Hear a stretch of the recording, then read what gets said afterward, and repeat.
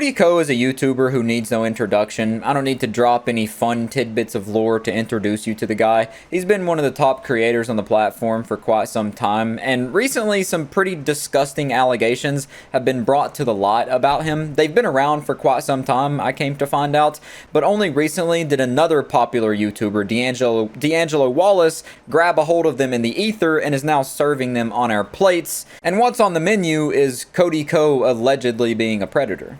Alright, Cody, let's have an uncomfortable conversation. Someone has been alleging for years now that you, one of the largest commentary creators on YouTube, knowingly committed a crime against her when she was a minor. But YouTubers and viewers alike are ignoring and discrediting these allegations solely because the person making them happens to be an unlikable woman online, Tana Mongeau. So the allegations are very icky. It's that Cody Ko knowingly slept with Tana Mongeau when she was only 17 and he was 25.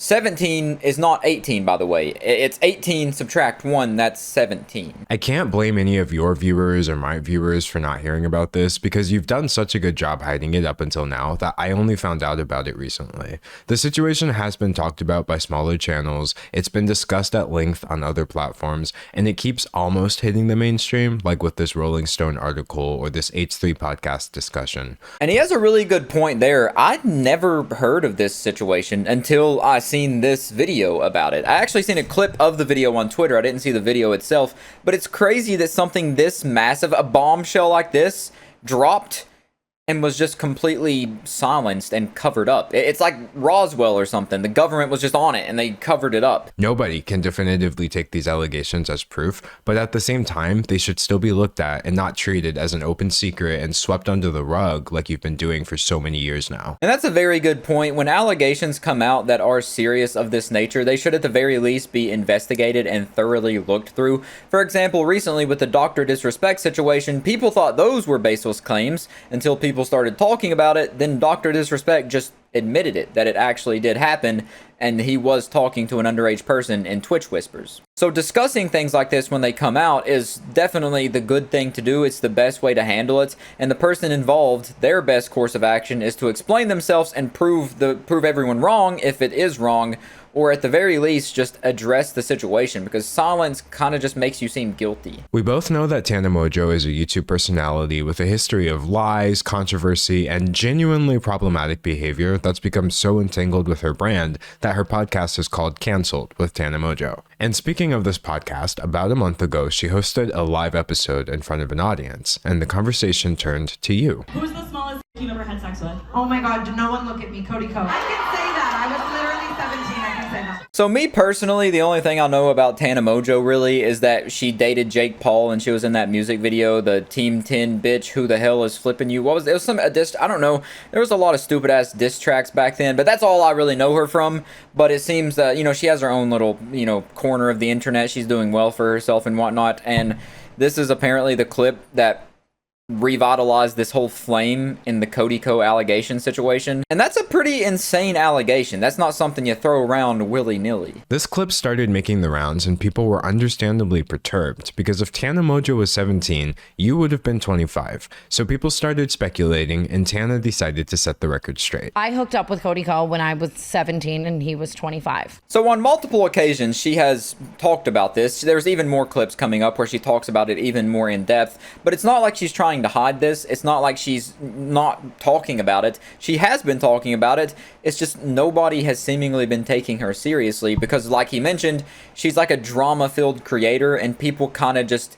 She's like one of the punching bags of the internet, I guess, if you will. So when something like this comes out, unfortunately, people that are seen as clowns online aren't taken as serious. She claims that not only were you fully aware of her age at the time, but someone even tried to stop you and you went ahead anyway. There was a situation with Gabby Hanna at a playlist live where she pulled him aside and told him like, yo, she's 17. And then we still went and hooked up. So yeah, 17 and 25 is definitely yucky, also illegal. He explains in the video here that the event took place in Florida also, where the age of consent is 18. So this means that Tana Mongeau is accusing you of statutory rape, and she's not trying to hide that. This isn't just some crazy tea. it was a crime. She herself even admits that it was a crime. And there's also yet another clip of her talking about this also. I grew up loving him, and I think you know what I mean? Like, I was just like excited and a fan. So she also talks about the whole power dynamic situation, which happens sadly pretty much every time when a large creator is involved with a minor, someone they are using their power and their pull on the internet, them being looked up to as a weapon to attack defenseless children. And it's just disgusting behavior every time you see it, because it's just so obviously a predator going for easy prey. Remember how Tana said that fellow YouTuber Gabby Hanna tried to stop you before everything allegedly went down? Well, did you know that Gabby is actually on record telling the exact same story several years ago? One time, I told a guy, I saw him making out with a girl at a party who was underage, and I pulled him aside and I was like, hey man, you probably don't know, I know she like looks a little older, she's underage, watch it. And he's like, oh my God, thank you for telling me.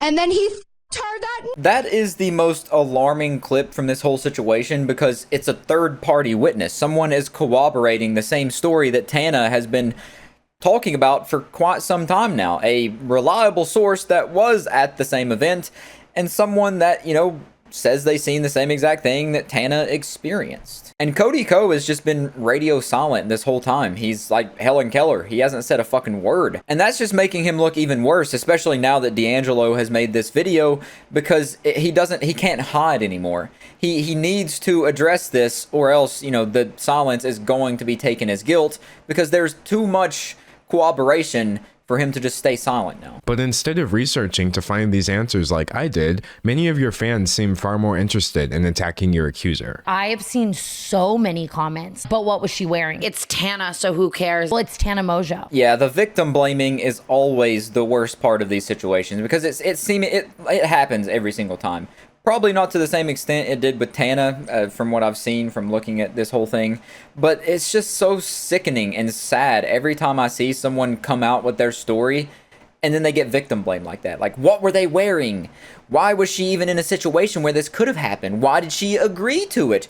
They're the victim, bro. And then they wonder why people are scared to come out and talk about these situations when they're just met with backlash and people hating on them for talking about something that, a bad memory. Demanding proof that they know she can't provide, acting like she's only doing this to gain clout or ruin you somehow, despite the fact that she's never once put your name in a video title over this. Or worst of all, implying that a 17-year-old could have truly consented to any of this. I just hate every time people do this. They're like, well, she was 17, so she consented, because 17 is basically 18, and 18 is close to 25, because if you subtract the difference and then add the numerator and use PEMDAS, then she's not the victim. It's just, shut the fuck up. In fact, I've seen people defending you by saying, Tana said she doesn't care, so why should any of us care? But that's not exactly what she was saying. I don't associate or hold it with trauma, because I am such a comparative person where I'm like, so many worse things have happened to me. And that's at least a bright spot in this very dark story, is that Tana doesn't feel traumatized from this, because I just can only imagine it would be so much worse.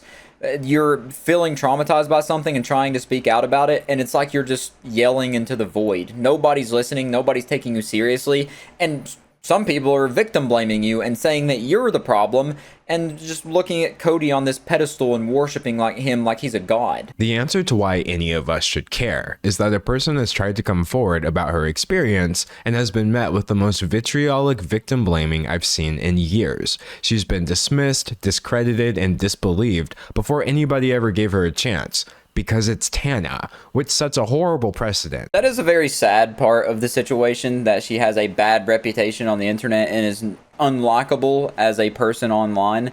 Therefore, her experiences should be belittled, and what she's went through shouldn't matter as much. The most traumatizing thing of all of this really was seeing how many people don't believe people, or don't believe me. I feel so bad for all of these young girls, because then they see that and then it makes them not want to come forward. And you, Cody, are part of the reason she's been met with this reaction. Your status as one of YouTube's golden boys has made it possible for you to ignore a situation that almost anyone else would have had to respond to by now. And that is another great point, is the fact that it's Cody Ko, the poster boy for YouTube, one of the people in the golden graces of the YouTube algorithm and whatnot. He doesn't really have to say anything, and nothing's going to happen to him. His career is pretty much locked up like Fort Knox. It's untouchable. But someone like Dr. Disrespect, another comparison, or EDP for that matter, two different YouTube creators, when stuff like that happens with them, they have to explain themselves, they get exposed, which is what should happen with everyone that is in this kind of situation. Comparing that to the comment section on your Instagram, where every single comment I saw was about this, it's clear that you're heavily censoring your audience on YouTube.